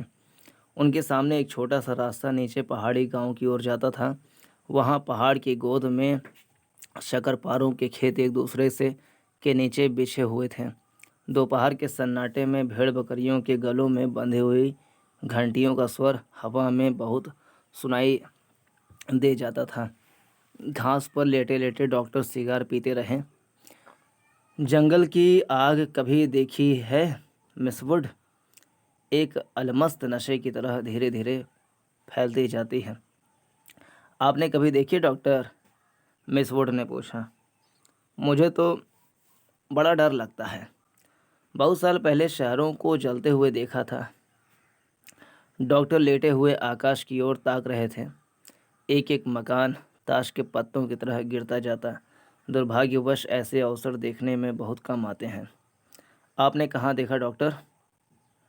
लड़ाई के दिनों में अपने शहर रंगून को जलते हुए देखा था। मिस वुड की आत्मा को ठेस लगी, किंतु फिर भी उनकी उत्सुकता शांत नहीं हुई। आपका घर, क्या वह भी जल गया था? डॉक्टर कुछ देर तक चुपचाप लेटा रहा। हम उसे खाली छोड़कर चले आए थे। मालूम नहीं बाद में क्या हुआ। अपने व्यक्तिगत जीवन के संबंध में कुछ भी कहने में डॉक्टर को कठिनाई महसूस होती है। डॉक्टर, क्या आप कभी वापस बर्मा जाने की बात नहीं सोचते? डॉक्टर ने अंगड़ाई ली और करवट बदलकर औंधे मुंह लेट गए। उनकी आंखें मुंद गईं और माथे पर बालों की लटें झूल आईं। सोचने से क्या होता है मिस वुड? जब बर्मा में था तब क्या कभी सोचा था कि यहाँ आकर उम्र काटनी होगी? लेकिन डॉक्टर, कुछ भी कह लो, अपने देश का सुख कहीं और नहीं मिलता। यहाँ तुम चाहे कितने वर्ष रह लो, अपने को हमेशा अजनबी ही पाओगे। डॉक्टर ने सिगार के धुएं को धीरे धीरे हवा में छोड़ दिया। दरअसल अजनबी तो मैं वहाँ भी समझा जाऊँगा मिस वुड। इतने वर्षों बाद मुझे कौन पहचानेगा? इस उम्र में नए सिरे से रिश्ते जोड़ना काफ़ी सिरदर्द का काम है। कम से कम मेरे बस की बात नहीं है। लेकिन डॉक्टर, आप कब तक इस पहाड़ी कस्बे में पड़े रहेंगे? इसी देश में रहना है तो किसी बड़े शहर में प्रैक्टिस शुरू कीजिए। प्रैक्टिस बढ़ाने के लिए कहाँ कहाँ भटकता फिरूंगा मिस वुड। जहाँ रहूँ वहीं मरीज मिल जाते हैं। यहाँ आया था कुछ दिनों के लिए, फिर मुद्दत हो गई और टिका रहा। जब कभी जी उबेगा कहीं चला जाऊंगा। जड़ें कहीं नहीं जमती तो पीछे भी कुछ नहीं छूट जाता। मुझे अपने बारे में कोई गलतफहमी नहीं है मिस वुड, मैं सुखी हूँ। मिस वुड ने डॉक्टर की बात पर विशेष ध्यान नहीं दिया। दिल में वह हमेशा डॉक्टर को उच्छृंखल, लापरवाह और सनकी समझती रही है, किंतु डॉक्टर के चरित्र में उनका विश्वास है। न जाने क्यों, क्योंकि डॉक्टर ने जाने अनजाने में उसका कोई प्रमाण दिया हो या उन्हें याद नहीं पड़ता। मिस वुड ने एक ठंडी सांस भरी।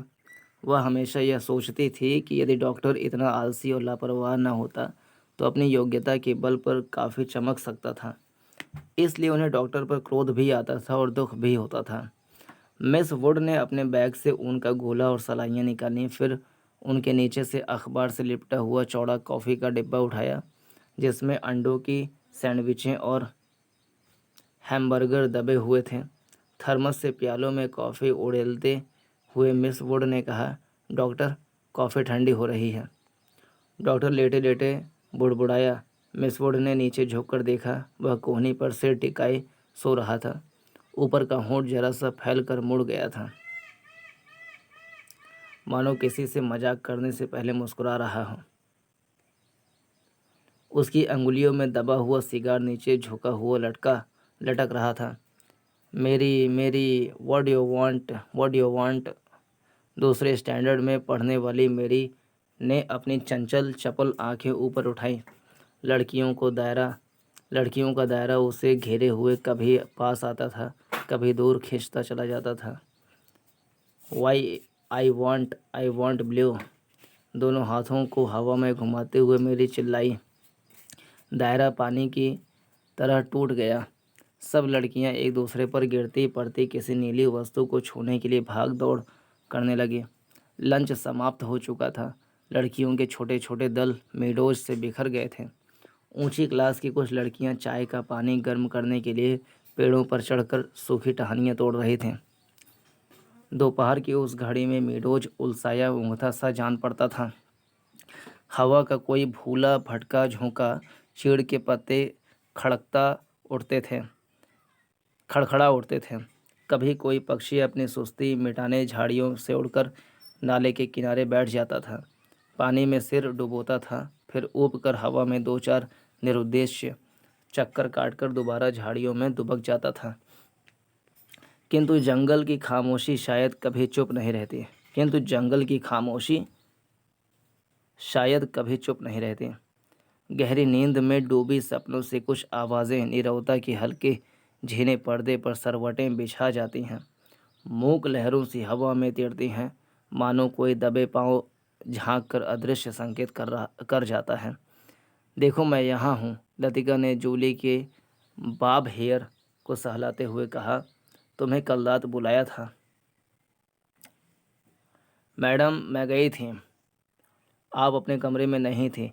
लतिका को याद आया कि रात वह डॉक्टर के कमरे के टेरेस पर देर तक बैठी रही थी और भीतर ह्यूबर्ट पियानो पर शोपा का नॉक्टर्न बजा रहा था। जूली, तुमसे कुछ पूछना था। उसे लगा वह जूली की आंखों से अपने को बचा रही है। जूली ने अपना चेहरा ऊपर उठाया। उसकी भूरी आंखों से कौतूहल झांक रहा था। तुम ऑफिसर्स मेस में किसी को जानती हो? जूली ने अनिश्चित भाव से सिर हिलाया। लतिका कुछ देर तक जूली को अपलक घूरती रही। जूली, मुझे विश्वास है तुम झूठ नहीं बोलोगी। कुछ क्षण पहले जूली की आंखों में जो कौतूहल था वह भय से परिणत होने लगा। लतिका ने अपनी जैकेट की जेब से एक नीला लिफाफा निकालकर जूली की गोद में फेंक दिया। यह किसकी चिट्ठी है? जूली ने लिफाफा उठाने के लिए हाथ बढ़ाया, किंतु फिर एक क्षण के लिए उसका हाथ कांपकर ठिठक गया। लिफाफे पर उसका नाम और हॉस्टल का पता लिखा हुआ था। थैंक यू मैडम, मेरे भाई का पत्र है, वह झांसी में रहते हैं। जूली ने घबराहट में लिफाफे को अपने स्कर्ट के तहों में छिपा लिया। जूली, ज़रा मुझे लिफाफा दिखलाओ। लतिका का स्वर तीखा कर्कश सा हो गया। जूली ने अनमने भाव से लतिका को पत्र दे दिया। तुम्हारे भाई झांसी में रहते हैं?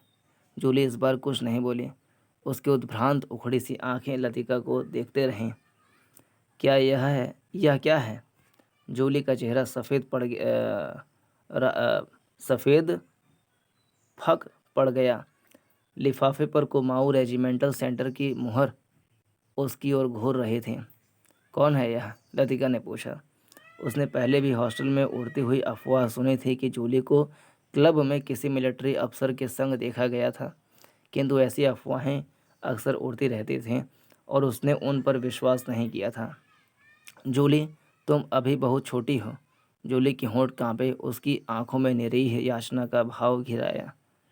अच्छा, अभी जाओ, तुमसे छुट्टियों के बाद बातें करूंगी। जूली ने ललचाई दृष्टि से लिफाफे को देखा, कुछ बोलने को उद्यत हुई, फिर बिना कुछ कहे चुपचाप वापस लौट गई। लतिका देर तक जूली को देखती रही, जब तक वह आंखों से ओझल नहीं हो गई। क्या मैं किसी खोसट बुढ़िया से कम हूँ? अपने अभाव का बदला क्या मैं दूसरों से ले रही हूँ? शायद, कौन जाने, शायद जूली का यह प्रथम परिचय हो उस अनुभूति से जिसे कोई भी लड़की बड़े चाव से संजो कर संभाल कर अपने में छिपाए रहती है। एक अनिर्वचनीय सुख जो पीड़ा लिए है, पीड़ा और सुख को डुबोती हुई उमड़ते ज्वर की खुमारी जो दोनों को अपने में समो लेती है। एक दर्द जो आनंद से उपजा है और पीड़ा देता है। यहीं इसी देवदार के नीचे उसे भी यही लगा था जब गिरीश नेगी ने पूछा था, तुम चुप क्यों हो? वह आंखें मूंदे सोच रही थी। सोच कहाँ रही थी, जी रही थी उस क्षण को जो भय और विस्मय के बीच भिंचा था। बहका सा पागल क्षण। वह अभी पीछे मुड़ेगी तो गिरीश की नर्वस मुस्कुराहट दिखाई दे जाएगी। उस दिन से आज दोपहर तक का अतीत एक दुस्वप्न की मानदित टूट जाएगा। वही देवदार है जिस पर उसने अपने बालों के क्लिप से गिरीश का नाम लिखा था। पेड़ की छाल उतरती नहीं थी, क्लिप टूट टूट जाता था। तब गिरीश ने अपने नाम के नीचे उसका नाम लिखा था। जब कभी कोई अक्षर बिगड़कर टेढ़ा मेढ़ा हो जाता तब वह हंसती थी और गिरीश का कांपता हाथ और भी कांप जाता था।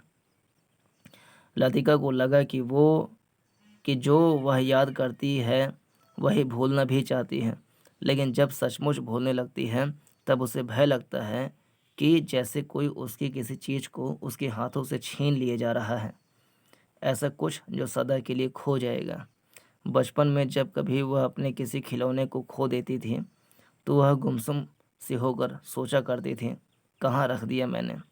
जब बहुत दौड़ धूप करने बाद खिलौना मिल जाता तो वह बहाना करती कि अभी उसे खोज ही रही थी, कि वह कभी अभी मिला नहीं है।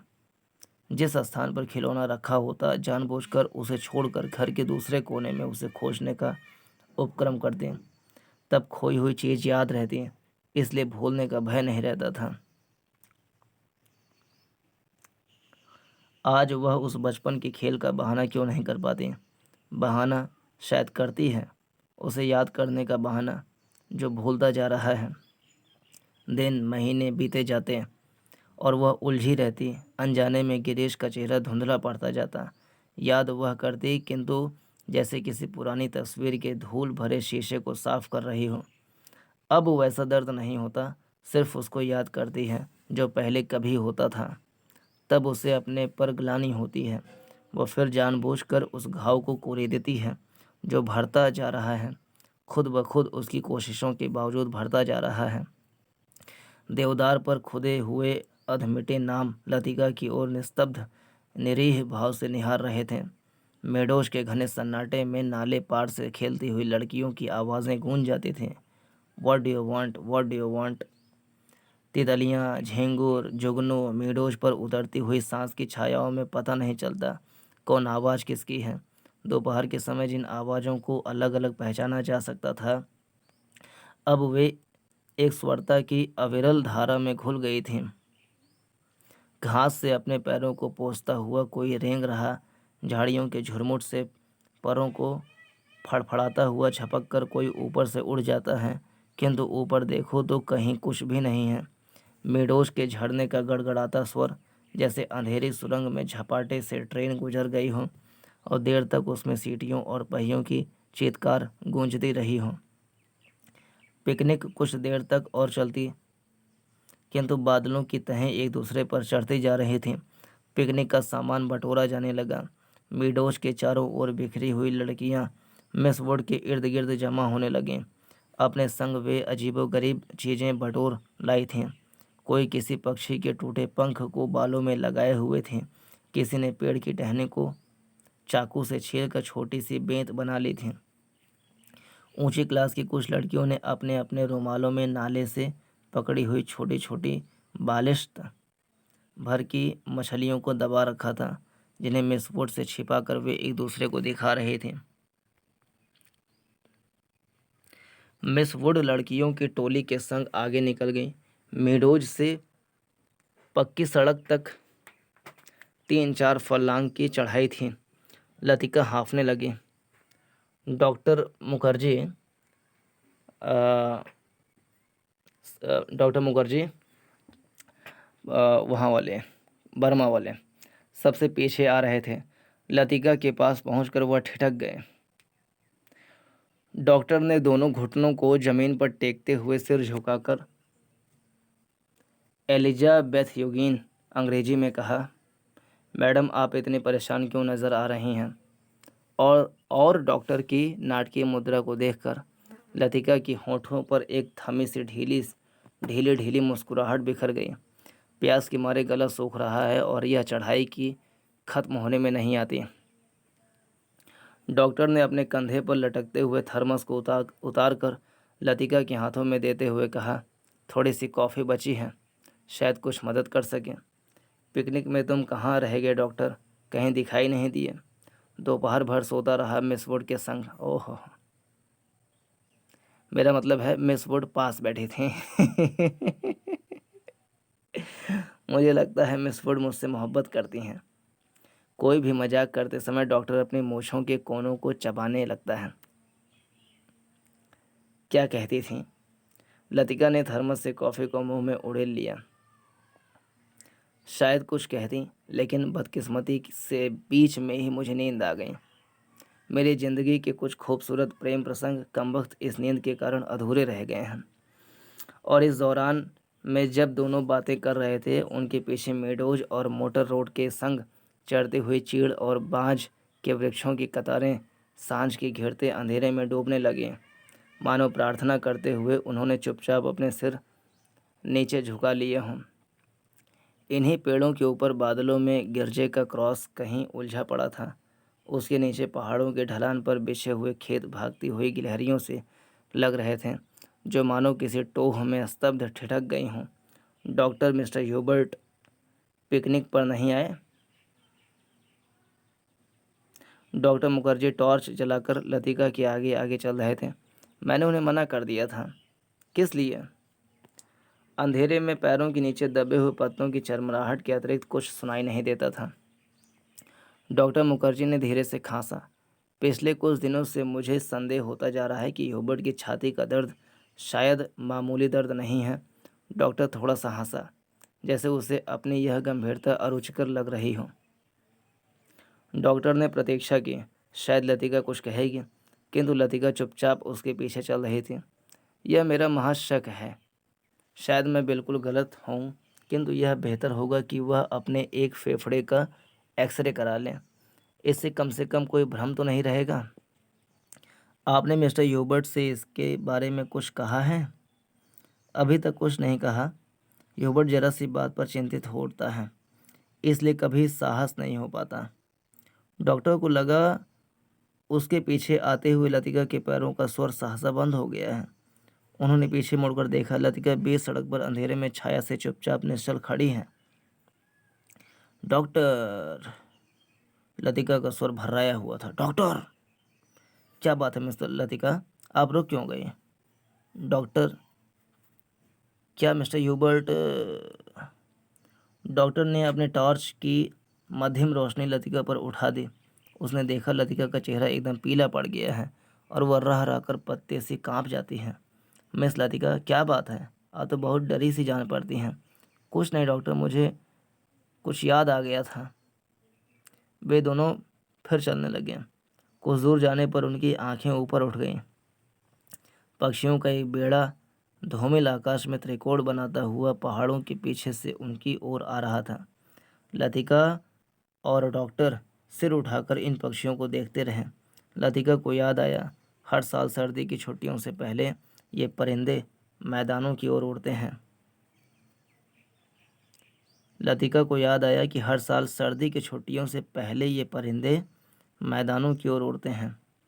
कुछ दिनों के लिए बीच के इस पहाड़ी स्टेशन पर बसेरा करते हैं, प्रतीक्षा करते हैं बर्फ़ के दिनों की, जब वे नीचे अजनबी अनजाने देशों में उड़ जाएंगे।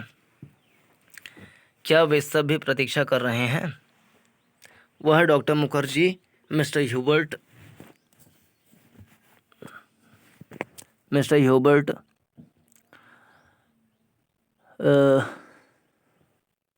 लेकिन कहाँ के लिए हम कहाँ जाएंगे?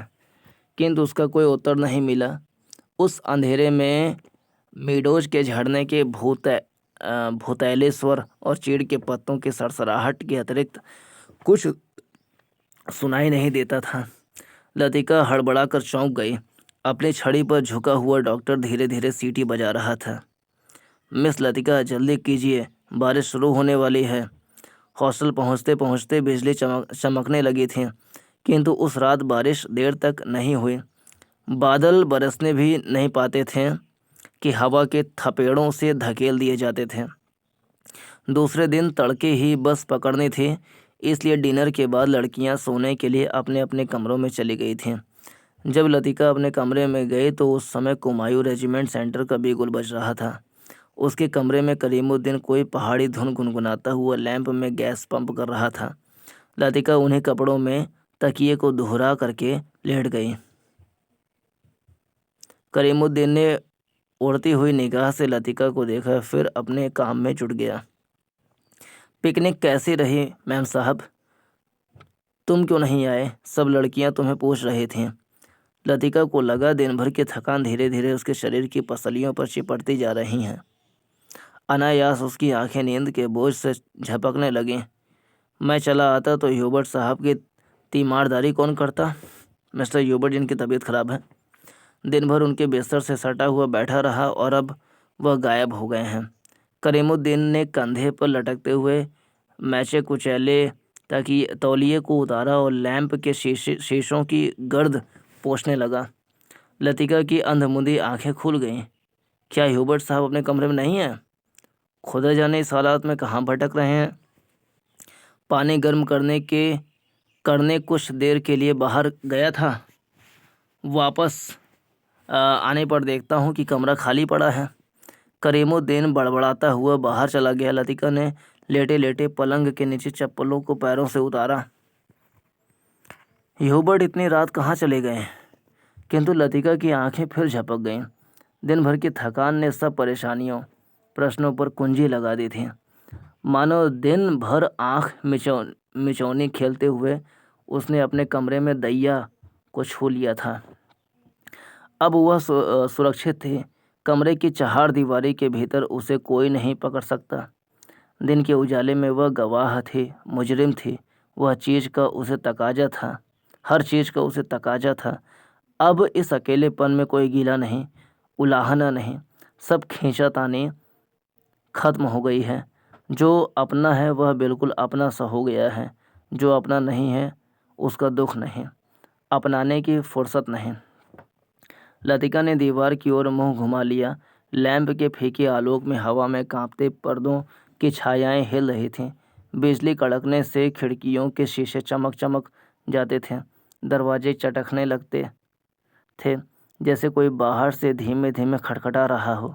कॉरिडोर से अपने अपने कमरों में जाती हुई लड़कियों की हंसी, बातों के कुछ शब्द, फिर सब कुछ शांत हो गया। किंतु फिर भी देर तक कच्ची नींद में वह लैंप का धीमा सा सी सी स्वर सुनती रही। कब वह स्वर भी मौन का भाग बनकर मूक हो गया, उसे पता न चला। कुछ देर बाद उसको लगा सीढ़ियों से कुछ दबी आवाज़ें ऊपर आ रही हैं। बीच बीच में कोई चिल्ला उठता है और फिर सहसा आवाज़ें धीमी पड़ जाती हैं। मिस लतिका, जरा अपना लैंप ले आइए। कॉरिडोर के जीने से डॉक्टर मुखर्जी की आवाज़ आई। कॉरिडोर में अंधेरा था। वह 3-4 सीढ़ियाँ नीचे उतरी। लैंप नीचे किया। सीढ़ियों से सटे जंगले पर ह्यूबर्ट ने अपना सिर रख दिया था।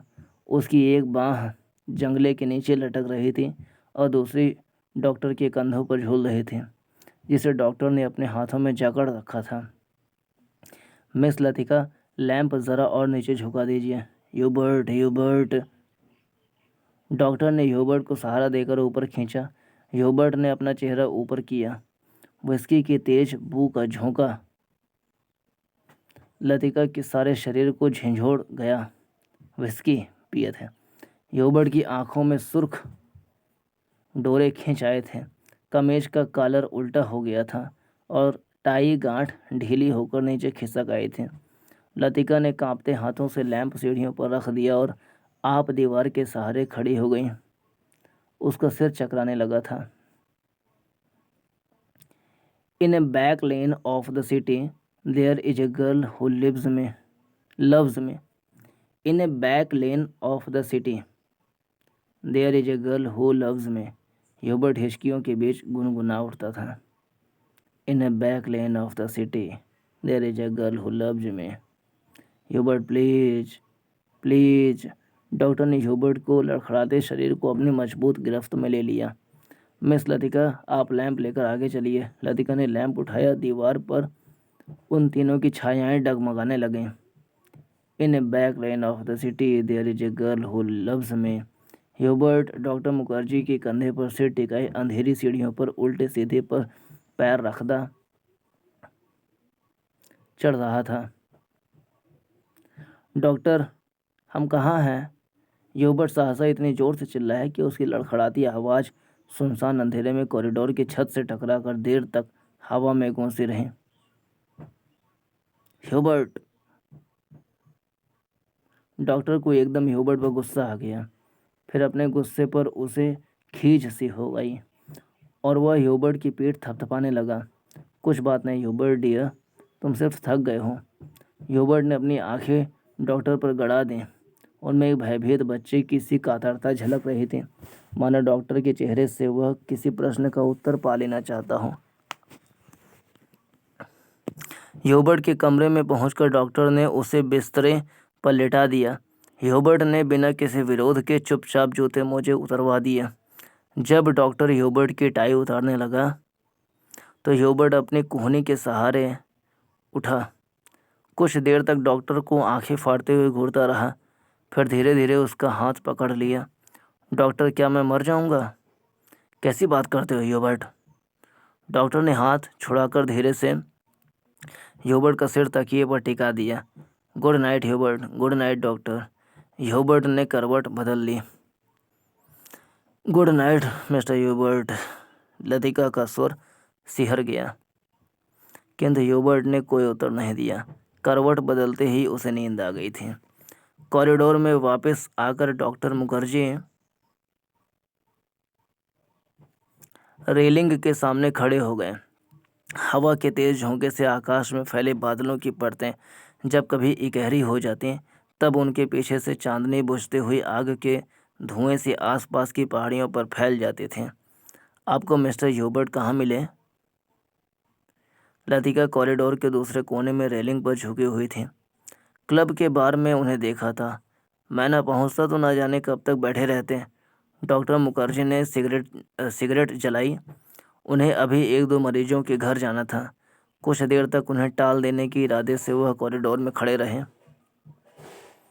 नीचे अपने क्वार्टर में बैठा हुआ करीमुद्दीन माउथ ऑर्गन पर कोई पुरानी फिल्मी धुन बजा रहा था। आज दिन भर बादल छाए रहे, लेकिन खुलकर बारिश नहीं हुई। क्रिसमस तक, देखिए ये प्रतीक है, आज दिन भर बादल छाए रहे किंतु खुलकर बारिश नहीं हुई। क्रिसमस तक शायद मौसम ऐसा ही रहेगा। कुछ देर तक दोनों चुपचाप खड़े रहे। कॉन्वेंट स्कूल के बाहर फैले लॉन से झींगुरों का अनवरत स्वर चारों ओर फैलती निस्तब्धता को और भी अधिक घना बना रहा था।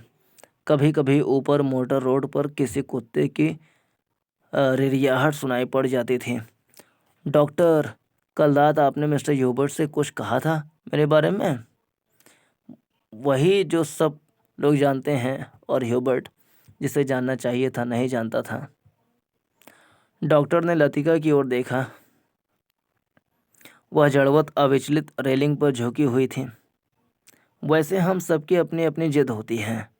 कोई छोड़ देता है, कोई आखिर तक उससे चिपका रहता है। डॉक्टर मुखर्जी अंधेरे में मुस्कुराए। उसकी मुस्कुराहट में सूखा सा विरक्ति का भाव भरा था। कभी कभी मैं सोचता हूँ मिस लतिका, किसी चीज़ को ना जानना यदि गलत है तो जानबूझकर ना भूल पाना, हमेशा जोंक की तरह उससे चिपटे रहना, यह भी गलत है। बर्मा से आते हुए मेरी पत्नी की मृत्यु हुई थी। मुझे अपनी ज़िंदगी बेकार से लगी थी। आज इस बात को अरसा गुजर गया और जैसा आप देखती हैं मैं जी रहा हूँ। उम्मीद है काफ़ी अरसा और जीऊँगा। ज़िंदगी काफ़ी दिलचस्प लगती है और यदि उम्र की मजबूरी ना होती तो शायद मैं दूसरी शादी करने में भी ना हिचकता। इसके बावजूद कौन कह सकता है कि मैं अपनी पत्नी से प्रेम नहीं करता था। आज भी करता हूँ। लेकिन डॉक्टर, लतिका का गला रूंध आया था। क्या मिस लतिका? डॉक्टर, सब कुछ होने के बावजूद वह क्या चीज़ है जो हमें चलाए चलती है? हम रुकते हैं तो भी अपने रेले में वह हमें घसीट ले जाती है।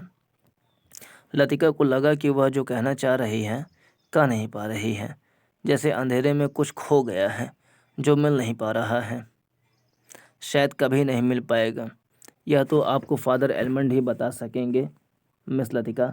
डॉक्टर की खोखली हंसी में उनका पुराना सनकीपन उभर आया था। अच्छा, चलता हूँ, मुझे काफ़ी देर हो गई है। डॉक्टर ने दिया सलाई जलाकर घड़ी को देखा। Good night miss Latika. Good night doctor. Doctor के जाने पर लतिका कुछ देर तक अंधेरे में रेलिंग से सटी खड़ी रही। हवा चलने से कॉरिडोर में जमा हुआ कोहरा सिहर उठा था। शाम को सामान बांधते हुए लड़कियों ने अपने अपने कमरे के सामने जो पुरानी कॉपियाँ, अखबारों और रद्दी के ढेर लगा दिए थे, वे सब अंधेरे कॉरिडोर में हवा के झोंकों से इधर उधर बिखरने लगे थे। लतिका ने लैंप उठाया और अपने कमरे की ओर जाने लगी। कॉरिडोर में चलते हुए उसने देखा जूली के कमरे में प्रकाश की एक पतली रेखा दरवाजे के बाहर खींच आई है। लतिका को कुछ याद आया। वह कुछ क्षणों तक सांस रोके जूली के कमरे के बाहर खड़ी रही। कुछ देर बाद उसने दरवाज़ा खटखटाया। भीतर से कोई आवाज़ नहीं आई। लतिका ने दबे हाथों से हल्का सा धक्का दिया। दरवाज़ा खुल गया। जूली लैंप बुझाना भूल गई थी। लतिका धीरे धीरे दबे पाँव जूली लैंप बुझाना भूल गई थी। लतिका धीरे धीरे दबे पाँव जूली के पलंग के पास चली गई। जूली का सोता हुआ चेहरा लैंप के फीके आलोक में पीला सा दिख रहा था। लतिका ने अपनी जेब से वही नीला लिफाफा निकाला और उसे धीरे से जूली के तकिए के नीचे दबाकर रख दिया। बढ़िया कहानी थी।